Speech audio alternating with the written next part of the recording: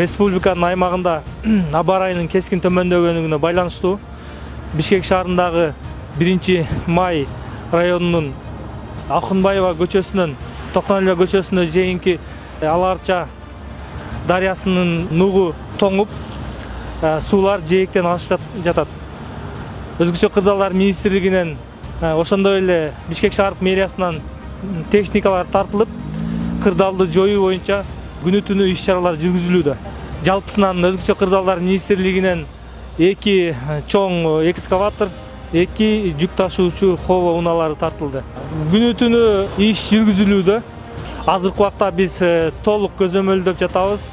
Эгерде дагы орчундуу маселелер жаралса, биз керектелүүчү техникаларды тартуу боюнча даярбыз.